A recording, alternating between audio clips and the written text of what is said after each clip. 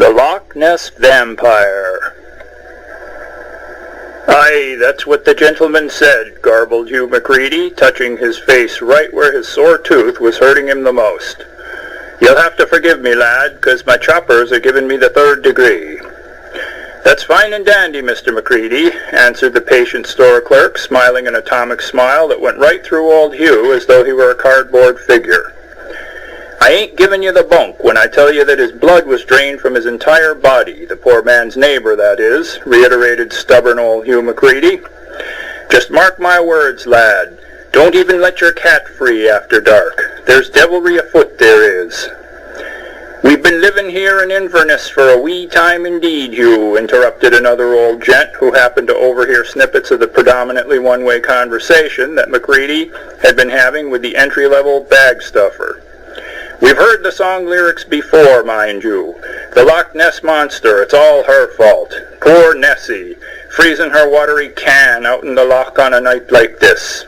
And now all this idle chatter about a blood zombie. Awesome! Zombies are cool, quacked the greenhorn store clerk. 'Tis not a zombie, I'm telling you, growled Hugh like an ornery St. Bernard. It's one of those types with the teeth. Ooh! Grabbing his face again, Macready winced in pain before he was able to attempt finishing the sentence by saying, a Dracula, a Bela Lugosi, a vampire? But you're daft, man, spat another older gent who was smoking a pipe. We'll see who's daft when the coroner's report gets released to the public, smiled Hugh. In the meantime, laddie, please hand me over my pennies and I'll be on my way, thank you. Sure thing, Mr. Macready, chirped the weekend cashier, who then gave Hugh a half salute with his left hand to wish the crazy old coot well on his merry way home. That's a hard-headed old rascal, said the man with the pipe as the others inside the store watched Hugh Macready waddle out of sight with his brown paper bag in hand. Aye, but he's a strange one, commented the other older gent who'd been present during the verbal exchange between the store clerk and old Hugh. He and I go back many years, too many to count, mind you. We served in the army together, we did. Always been a bit of a dreamer, that Hugh Macready. Both feet on the ground, don't get me wrong on that score. But Mr. Hugh has always had an overactive imagination, he has. Noticing a woman in her late 30s or early 40s meandering about the store, the clerk walked over to her and asked, "May I help you to find something, ma'am?"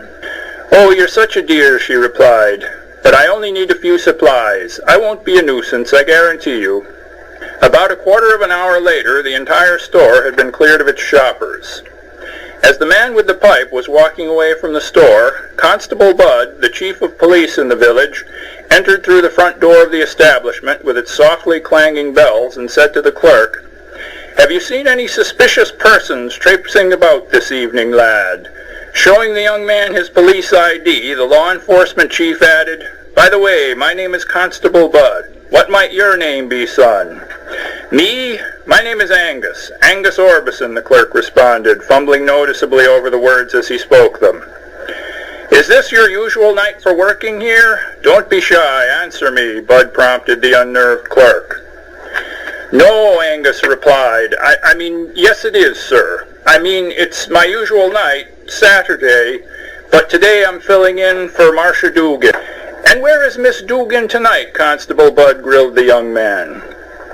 "She's out running an errand for the store manager, Mr. Kite," Angus answered without stammering. After an awkward pause in the conversation, Orbison asked, "What's this all about, sir?" "I got a phone call from a nosy woman who didn't wish to be identified," said Budd. "She thought she saw someone prowling around in the moors out behind the store here." "That might have been Mr. Macready," offered the clerk. "He sometimes takes a shortcut through the fog banks on his way home from the store." Right at that particular moment, Budd received a call on his cell phone. With his head bowed, the constable said in a low tone, "It seems that Mr. Macready has just been found dead in the moors. His throat's been cut open like he's been attacked by a dog, or so says my deputy." "He can't be," gasped the clerk. "Why, he was only in the store about 10, maybe 15 minutes ago." "Aye, but he is dead," repeated Constable Budd. Moments later, Marcia Dugan strolled in through the front door of the store and said, Howdy, Angus. What's with the police car out front? The name's Bud, miss, replied the top cop, flashing his credentials once again. And don't tell me, let me guess. Your name is Marcia Dugan, is it not? She smiled as though she were embarrassed to admit that fact. Why, yes, she laughed. But I suppose that I shouldn't be so mirthful on such a horrible night. With Hugh Macready's death, that makes 2 such gory homicides in less than 3 days, lamented Constable Budd. Same modus operandi, same type of location, the same everything. In such a small town, you'd think that such things weren't possible. I'll bet it's the man with the pipe who's been doing it, whispered Marcia. From the first time that he came into this store, he's been giving me the creeps, that one. I just saw him leaving before I set foot outside in the store. And by the way, Miss Dugan, inquired Bud, drawing out each syllable pretentiously, what sort of errand were you out performing for your store manager, Mr. Kite, I was delivering some medicine to his wife, snapped Marcia. She has a heart condition. She really ought to take better care of herself, the dear. Well, thank you for your time, you two, said the constable in closing, tipping his cap to each employee in turn. I'd better go investigate the crime scene before my deputy gets a case of the willies. I'll see myself out. After Constable Budd had exited the premises, Marcia said to young Orbison, You can go home now, Angus. I'll close up shop tonight. I still have some inventory to do. Boldly he asked her, Aren't you worried about the killer? Not particularly, she replied with a shrug. These things happen, you know.